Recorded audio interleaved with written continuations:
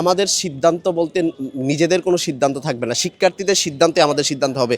তো এখন শিক্ষার্থীদের পক্ষে দাঁড়ানোর জন্য যদি আমার 20 জনের বিপক্ষে যদি যেতে হয় আমি যাব, এবং সেই ক্ষেত্রে শিক্ষার্থীরাই সেটা ফেস করবে, আমাকে তো নতুন করে ফেস করতে হবে না।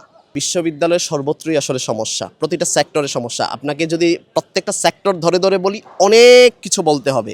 তা আমাদের আসলে এত কিছু, আমরা মনে করি যে এই জায়গাটাতে যে ধরেন একজন শিক্ষার্থী প্রতিনিধির কাজ আসলে কি।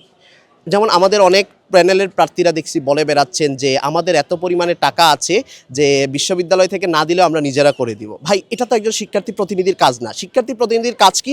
আপনার 10 টাকা বাজেট দিয়েছে সরকার, সেই 10 টাকা বাজেটকে আপনি কিভাবে শিক্ষার্থী বান্ধব হিসাবে আপনি কিভাবে ব্যয় করবেন সেটার পলিসি আপনার তৈরি করা, এবং প্রশাসনকে সেই জন্য চাপ দেওয়া যাতে সেটা যেন শিক্ষার্থী বান্ধব হয়, এটা যেন শিক্ষার্থীদের কাজে যেন লাগে, এই ব্যাপারটা নিশ্চিত করা হলো শিক্ষার্থী প্রতিনিধির কাজ।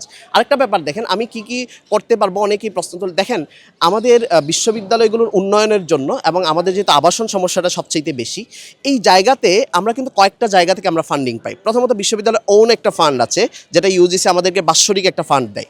তাছাড়া কিন্তু ইউজিসি বিশেষ কিছু ফান্ডিং করে, আমরা যদি বিশেষ আর্জেন্সি দেখিয়ে কিন্তু সেই ফান্ডগুলো আনতে পারি। আরেকটা পলিসি আছে, বিশ্বের যেই রিনোন যে দাতা সংস্থাগুলো আছে বা বিভিন্ন এজেন্সিগুলো আছে যারা এইভাবে টাকা দেয়, আমরা তাদের থেকে আনতে পারি। এই তিনটাই তো পলিসি, আর তো কিছু না। তো সেক্ষেত্রে আমরা একটা কালেকটিভ বডি যখন প্রত্যেকের কাছে যখন যাব আমাদের আবাসন সমস্যার জন্য, যেমন ঢাকা বিশ্ববিদ্যালয়ে কুয়েত মৈত্রী হল আছে, তার মানে কি কুয়েত এখানে ইনভেস্ট করেছে। তো আমরা বিভিন্ন দেশের কাছে যাব, বিভিন্ন যে সংগঠনগুলো আছে যারা কি করে ইনভেস্ট করে, আমরা তাদের কাছে যাব, আমরা সেখান থেকে নিয়ে আসতে পারবো।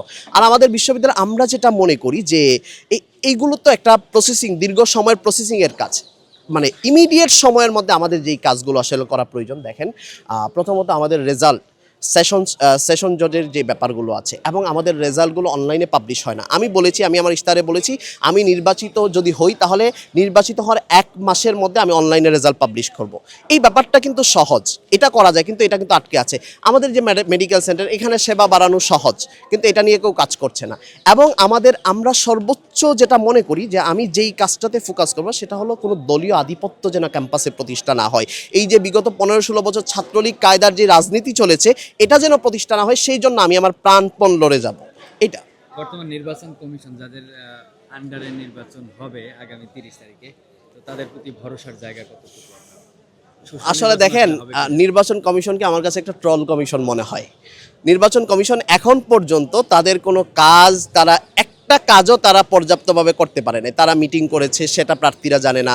অনেকগুলো কাজ কিন্তু এরকম হয়েছে। এবং দেখেন, সেক্ষেত্রে সেদিন শুনলাম মিটিংয়ে আমরা ছিলাম না, আমরা জানি নাই, প্যানেলদেরকে নিয়ে মিটিং করেছে। সেখানে নির্বাচন কমিশনার বলতেছে যে আমরা ইউনিকভাবে একটা কোডের মাধ্যমে আমরা ডিপার্টমেন্ট ওয়াইজ যেহেতু নিব, এখানে কিন্তু বায়াসড হওয়ার পসিবিলিটি আছে, আমরা ইউনিক কোড। তো এটা বলতেছে, পাশ থেকে দাঁড়িয়ে আরেকজন সহকারী নির্বাচন কমিশনার দাঁড়িয়ে বলছে, স্যার এটা আমরা করতে পারি নাই। তো এই যে নির্বাচন কমিশনার কি কি কাজ করবে এবং কি কি আচরণবিধি, সেটা তিনি নিজেই জানেন না। এবং এই যে এতগুলো যে আচরণবিধি যে লঙ্ঘন হচ্ছে, নির্বাচন কমিশন আদৌ তাদের পক্ষ থেকে একটা সে আছে কিনা? তাহলে নির্বাচনের দিন কেউ যদি জোর করে যদি প্যানেল ধরে ধরে যদি ভোট দেয়, নিজেরা দাঁড়িয়ে যদি এই যে আওয়ামী আমলের মতো ভোট দিয়ে দেয়, নির্বাচন কমিশন কিছু করতে পারবে বলে আমরা মনে করি না। অর্থাৎ আমাদের কাছে মনে হয়েছে যে নির্বাচন কমিশন টোটাল একটা হাসি তামাশা করতেছে শিক্ষার্থীদের সাথে, এবং তাদের আসলে এই জায়গা থেকে নিজস্ব কোনো পদক্ষেপ নাই। সেজন্য আমরা আসলে খুবই সংখ্যায় আছি যে, এবং অলরেডি আমরা শুনতে পেরেছি যে নির্বাচন কমিশন হয়তো নির্বাচন ইঞ্জিনিয়ারিংয়ের জন্য ট্রাই করতেছে। জানি এটা গুজব ভেসে বেড়াচ্ছে, কিন্তু এই নির্বাচন কমিশনের প্রতি আমরা কিভাবে আস্থা রাখতে পারি? আমার কাছে মনে হয় সাধারণ শিক্ষার্থীরাও তাদের উপর আস্থা রাখতে পারছে না।